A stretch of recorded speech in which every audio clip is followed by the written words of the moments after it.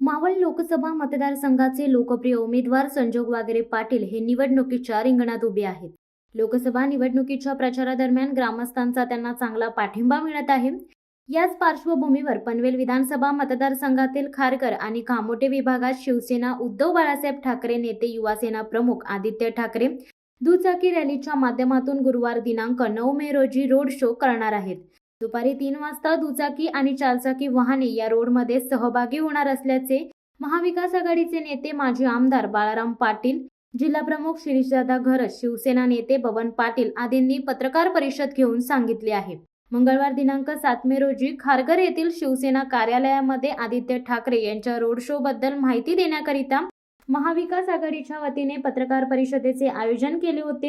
खारघरमधून या वाहनांच्या रॅलीचा प्रारंभ होईल. यावेळी माजी आमदार बाळाराम पाटील यांनी सांगितले की वाहतुकीला कुठलाही अडथळा न होता महाविकास आघाडीची मोटरसायकल रॅली निघणार आहे. खारघरमध्ये फिरल्यानंतर ही रॅली कामोट्यामध्ये येईल.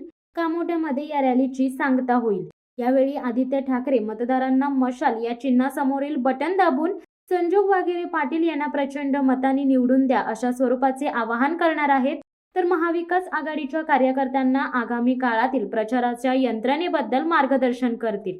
या पत्रकार परिषदेला माजी आमदार बाळाराम पाटील, रायगड जिल्हा प्रमुख शिरीषदादा घरत, जिल्हा संपर्क प्रमुख बबन पाटील, काँग्रेसचे पनवेल शहर जिल्हाध्यक्ष सुदाम पाटील, समाजवादी पार्टीचे रायगड जिल्हाध्यक्ष अनिल नाईक, पनवेल विधानसभा संपर्क प्रमुख वैभव सावंत, खारघर फोरमच्या लीनाताई गरड, कामगार नेत्या श्रुती म्हात्रे, पनवेल शहर जिल्हा अनुसूचित जाती जमातीच्या महिला आघाडी अध्यक्षा मायाताई अहिरे, ज्येष्ठ काँग्रेस नेते जी.आर. पाटील, युवा सेनेचे औचित राऊत, ज्येष्ठ शिवसैनिक विष्णू गवळी, मधु पाटील आदी मान्यवर उपस्थित होते. साधारण 300 पेक्षाही जास्त मोटरसायकल स्वार असतील, नंतर 4 व्हीलर्स असतील, कार्यकर्ते मोठ्या संख्येने या ठिकाणी सहभागी होणार आहेत. आणि खारघर आणि कामोठाच का घेतलं, आदित्यजींचा पनवेल, कर्जत खालापूर आणि परतीला उरण असं 3 मतदारसंघाचा दौरा असल्यामुळे त्यांना 10 वाजेपर्यंत उरणचा प्रचार संपवता यावा या दृष्टीनं थोडंसं घाईगर्दीचं पण व्यवस्थित नियोजन करून आम्ही मंडळी हा रोड शो यशस्वी करणार आहोत. त्याच्यामुळे खारघर आणि कामोठाच घेतलेला आहे. आमचा प्रयत्न चालू आहे की महाविकास आघाडीचे नेते या ठिकाणी नवीन पनवेल खांदा कॉलनीमध्ये यावेत, कळंबोली, तळोजा फेज 1 फेज 2 मध्ये यावेत, त्या दृष्टीनं प्रयत्न चालू आहेत. आणि 1-2 दिवसामध्ये तसं त्याचंही नियोजन नक्कीच होईल. हा रोड शो समाप्त करताना आदित्यजी कार्यकर्त्यांना, मतदारांना काही अपील्स करतील, काही सूचना देतील, कार्यकर्त्यांना सूचना देतील, मतदारांना आवाहन करतील, विनंती करतील की महाविकास आघाडीचे जे उमेदवार आहेत संजोगजी वागेरे त्यांच्या मशाल या निशाणीला भरघोस पाठबळ देऊन विजयी करा, या पद्धतीचं आवाहन ते नक्की करतील.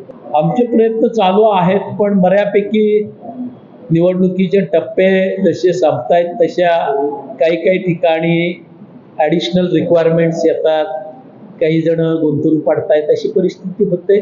पण संजय राऊत साहेब आम्हाला अपेक्षित आहेत. त्या ठिकाणी पवार साहेब ह्याच मतदारसंघामध्ये मावळला जाहीर सभा घेणार आहेत. संजय राऊतजी, जयंत पाटील, सुषमा अंधारे ही मंडळी या आपल्या पनवेल, उरण आणि कर्जत खालापूरमध्ये येणं अपेक्षित आहेत. रोहित पवारांच्या साठी आमचे प्रयत्न चालू आहेत. त्याच्यामुळे या उरलेल्या 3-1 दिवसामध्ये मोठ्या प्रमाणावर स्टार प्रचारक आमच्याही बाजूने उतरवण्याचा आमचा प्रयत्न आहे. नाही, शहरामध्ये प्रामुख्यानं खारघर आणि कामोट्यामध्ये ही बाईक रॅली असणार आहे, रोड शो असणार आहे. हेतू हाच आहे की पारंपरिक शिवसेनेचा जो मतदार आहे मुंबईवरनं मोठ्या प्रमाणात या 9 शहरांमध्ये आलेला आहे आणि त्यांना धनुष्यबाण या निशाणीवर मतदान करण्याची सवय आहे. शेतकरी कामगार पक्षाचा किंवा काँग्रेसचा मतदार आहे, त्यांना मशाल हे चिन्ह अंगीकारायला, स्वीकारायला फार वेळ लागणार नाही. कारण शेका पक्षाचा आमचा सातत्यानं निशाण बदलत असतं. कधी नारळाचं झाड, कधी सायकल, कधी विमान, कधी खटारा. पण प्रत्येक वेळी आम्ही ताकदीनं ते चिन्ह मतदारांपर्यंत पोहोचवतो आणि ती मतही आम्ही डिलिव्हर करून घेतो, पाडून घेतो. प्रश्न पारंपरिक शिवसेनेचा जो मतदार आहे त्याचं मतदान चुकूनही धनुष्यबाणाकडे जाऊ नये म्हणून आम्ही खबरदारी घेतो आणि त्याचाच भाग म्हणून मशालीच्या चिन्हाचा प्रचार आदित्यजींच्या माध्यमातून करण्याचा या रोड शोचा उद्देश आहे. आम्हाला स्टार प्रचारकाचं नाव कळलं की विदिन वन डे आम्ही सभेची तयारी करू शकतो, सभा यशस्वी करू शकतो. त्यात आम्हाला काही अडचण नाही आणि आत्ताचं जे वातावरण आहे ते निश्चितपणानं पोषक असल्यामुळे आमचा प्रयत्न आजच त्या कन्फर्म व्हाव्यात असा आहे. तर दगाफटका मी म्हणणार नाही त्या मागच्या मतदानाला. नरेंद्र मोदींच्या प्रभावानं त्यांनी मोदी मोदी करत मतदान टाकलेलं होतं. काही अंशानं अर्थकारणामुळे मतं गेलेली होती. तो दगाफटका नव्हता, तो मतदारांचं परसेप्शन होतं. आता त्याची फळं संपूर्ण पनवेल विधानसभा मतदारसंघ भोगतोय असं मी स्पष्टपणानं नमूद केलं होतं. आज खारघरवासियांची मानसिकता बदललेली आहे की आपण कुठेतरी चुकीच्या दिशेनं जात होतो आणि खारघरकर आपला प्रवास सुधारण्याच्या मानसिकतेमध्ये आहेत. त्याच्यामुळे आमची जबाबदारी आहे की त्या प्रत्येक मतदारापर्यंत पोहोचणं, त्यांना जी आमची निशाणी मशाल आहे ती पोहोचवणं, ते काम आम्ही करतोय. मला विश्वास आहे की 4 जूनला खारघरचं चित्र पालटलेलं दिसून येईल. निवडणुकीच्या कालखंडामध्ये अशा गोष्टी होतच असतात, त्या काही अनपेक्षित नसतात. अगदी काही वेळेला ज्यांच्यावर विश्वास टाकलेला असो कार्यकर्तेही शेवटच्या टप्प्यामध्ये भूमिका बदलत असतात. मनुष्य स्वभाव आहे म्हणून आपण त्याच्याकडे दुर्लक्ष करायचं आणि पॅचअप करायचा प्रयत्न करायचा. दिबा पाटील साहेबांचं नाव देण्याचा विषय त्यावेळी बाजूला केला. ज्या वेळेला या देशाचे पंतप्रधान नरेंद्र मोदी विमानतळाच्यावर येऊन सभा घेतात, अटल सेतूचं उद्घाटन करतात, तिथे दिबा पाटील साहेबांचं हे मैदान आहे का हे विमानतळ हे नावही घेत नाही. तर नाव देण्याचं आता त्यावेळी ते केलेलं सर्व नाटक होतं. तुमच्याकडे 2 केंद्रीय मंत्री होते, 4 आमदार होते. माननीय उद्धव साहेबांनी तो ठराव केलेला होता, कॅबिनेटमध्ये पास झालेला होता, तुम्ही ठराव केलेला होता, पण ती फाईल अद्यापकाची वर दिल्लीपर्यंत गेलेली नाही. आणि उद्या आमचं सरकार येईल, आम्ही दिबा पाटलांचं नाव देऊ, आम्ही माननीय शिवसेना प्रमुखांचं नाव त्यासाठी माननीय उद्धवजींनी माघार घेतलेला आहे आणि विमानतळाला दिबा पाटीलचं सरकार हे आमचं येणार आहे आणि ते काम आमच्या हातून होणार आहे. आता तुम्ही जो दुसरा प्रश्न केला का महापालिकेने जो प्रॉपर्टी टॅक्स लावलेला आहे, आम्ही त्यासाठी पहिल्या दिवसापासून खारघरमध्ये सुरुवात केली. ज्या दिवशी टॅक्स लागला त्या दिवशी बाळाराम पाटील साहेब, मी, सुनील गिरज यावेळी पहिली बैठक घेतली. त्या मैदानमध्ये लोकांना सांगितलं टॅक्स भरायचा नाही. तेव्हापासून जे आम्ही आंदोलन केलं, महापालिकेवर प्रत्येक गाव सकाळपासून संध्याकाळपर्यंत बसवला.